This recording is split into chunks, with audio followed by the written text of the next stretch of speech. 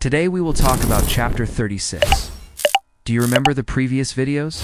Talked about Abraham, Isaac, and Jacob. And now it's time to learn about the history of Esau's descendants. Who is Esau? Well, he is also known as Edom. He was the firstborn son of Isaac and grandson of Abraham. Esau had many children. In this video, I will mention only the main ones. Esau formed his family by taking women from the region of Canaan. His first wife was Adah, daughter of Elon, and she bore him Eliphaz, his firstborn son. Then he married Oholibamah, daughter of Anna, and she gave birth to Reuel, Jush, Jalam, and Korah. He also married Basemath, daughter of Ishmael, and she bore him 6 sons. One of them was named Zimran. Later, other sons were born to Esau. Their names were Amram, Onan, Lotan, Herman, and Canaan. All these men, as they grew up, originated important family groups that spread across the lands of the region. Now let's go further into the story. After having all these children, Esau decided to move away from the territory where he lived with his brother, because both of them owned many possessions and herds, and the space became insufficient for both. So Esau took his family and all his belongings to a mountainous region called Seir. From there, his descendants formed tribes and clans and began to occupy different areas of the region. Among them were the groups of Taimon, Omar, Zepho, Kenaz, Melech, and many others who contributed to the formation of local communities. Besides Esau's family, the so-called Horites also lived in the region. They were a people already living in the area. Among the Horites we can mention Lotan, the father of Shobel, Zviban, and Anna. Each of them also had descendants who formed different family groups. Over time, various leaders were established in that land. There were kings and chiefs who ruled successively, coming from different cities and nearby regions, even before other nations of the time had established kings. The kings of Edom are mentioned in the Bible. The first one was Bala, son of Beor. After him, there was a king named Hadad. Then came Husham, who was the father of Hadad II, who in turn was the father of Samlah, who reigned for 40 years.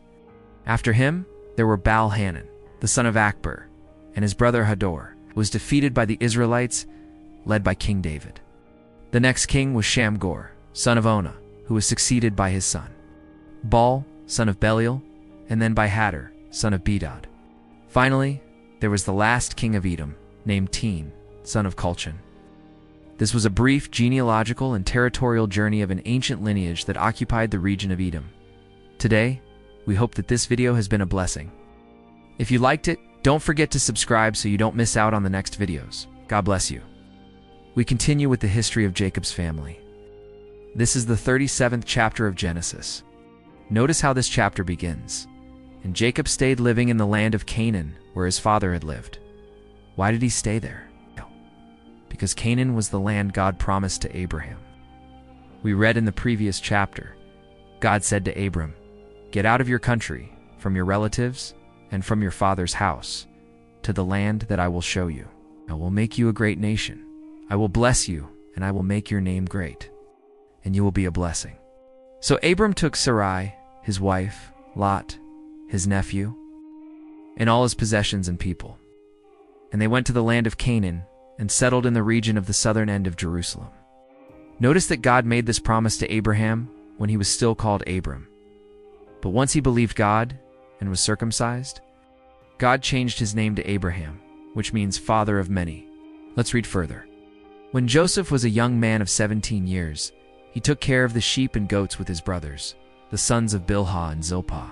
And Joseph told his father the wrong things his brothers did. Who are these women?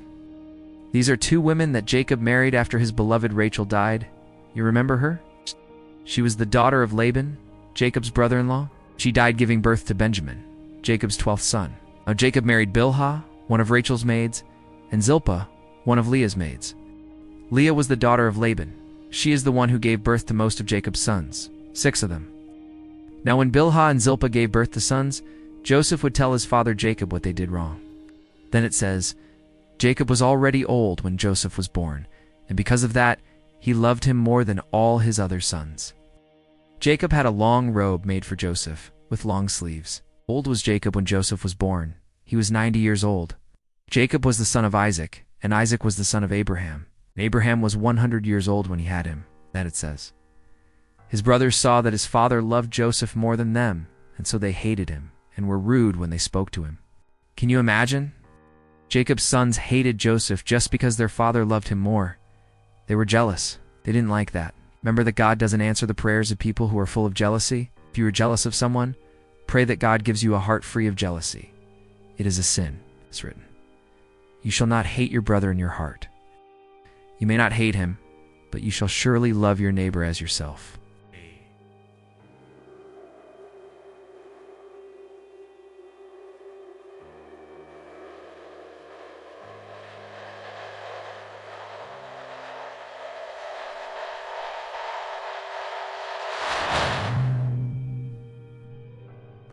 Leviticus 19, verse 18. One time Joseph had a dream, and he told it to his brothers. Then they hated him even more, because he said, listen, I will tell the dream I had, a dream that we were in the field tying bundles of wheat. Suddenly my bundle stood up, and your bundles gathered around mine and bowed down to it. What does this dream mean? It means that Jacob's sons would bow down to Joseph. They would recognize him as a leader. They would obey him, right?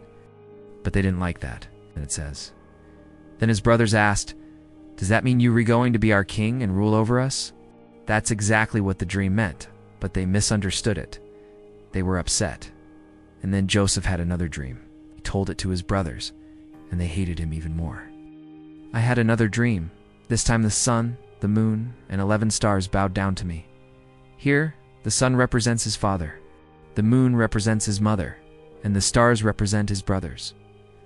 So his dream meant that his whole family would bow down to him someday. How did his brothers react? They hated him even more because of his dreams and the way he told them. Then Joseph's brothers took the sheep and goats of their father to the pastures near the city of Shechem. And when they were there, Jacob said to Joseph, come here, I'm going to send you to Shechem, where your brothers are taking care of the sheep and goats. I'm ready. Go there and see if your brothers and the animals are well, and bring me news. In other words, Jacob wanted to find out if his sons were treating his flock of sheep and goats well. Then, from the valley of Hebron, Jacob sent Joseph to Shechem, and he went. When he got there, he was walking in the field. Then a man saw him and asked, what are you looking for? I'm looking for my brothers. They're somewhere around here in a pasture, taking care of the sheep and goats. Do you know where they went? Ah, they already left here. I heard when they said they were going to Dothan. Then Joseph went to look for his brothers and found them in Dothan. They saw Joseph from afar. Before he got close, they started making plans to kill him. Ah, there comes the dreamer. Come, let's kill him now. Oh. Then we all throw his body into a dry pit, and we all say that a wild animal devoured him. That way we'll see what happens to his dreams. Notice how cruel they were. They wanted to kill him. Reuben wanted to save Joseph. Ah, let's not kill him. Don't shed blood. You can throw him into this pit here in the desert, but don't hurt him. Reuben said that, because he planned to save him from his brothers and send him back to his father. Then Joseph got to the place where his brothers were. They tore off the long robe with long sleeves that he was wearing. Then they took him and threw him into the pit, which was empty and dry. You remember that robe that Jacob made for Joseph? They took it off and stained it with goat's blood, and they sat down to eat. Suddenly they saw that a caravan of Ishmaelites was coming from Gilead on the way to Egypt. Their camels were loaded with perfumes and spices. Then Judah said to his brothers, what will we gain if we kill our brother and then hide his death? Instead of killing him, let's sell him to these Ishmaelites. Yes. After all, he is our brother, he is of our blood. The brothers agreed.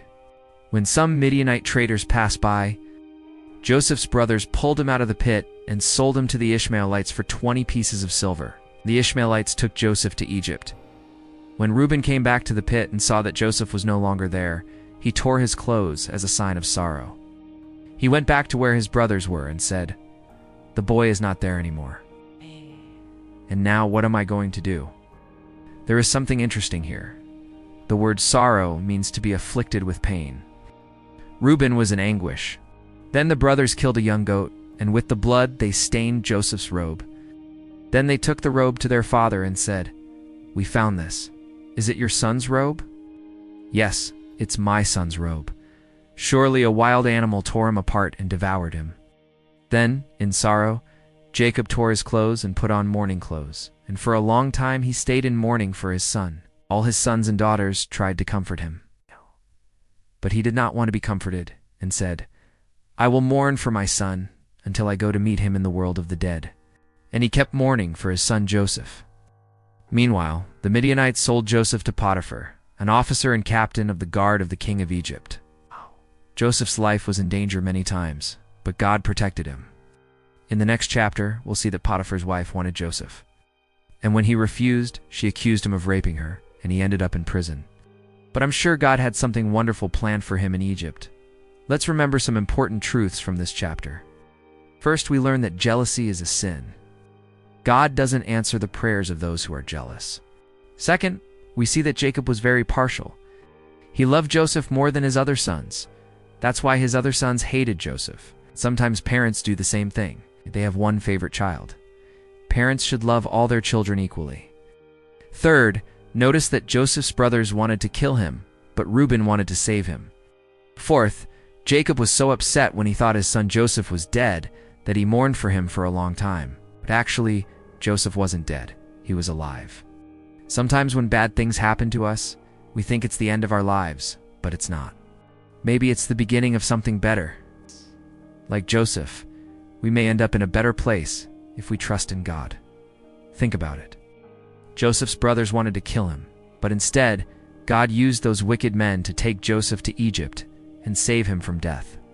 Later, God used Joseph to save the whole world from famine. Joseph became the second most powerful man in Egypt. He saved his family, and he saved Egypt. So now, therefore, the purpose of this happened: to preserve alive a numerous people for you, offspring of Abraham, my servant, for a heritage to you and to your descendants after you, the people of Israel.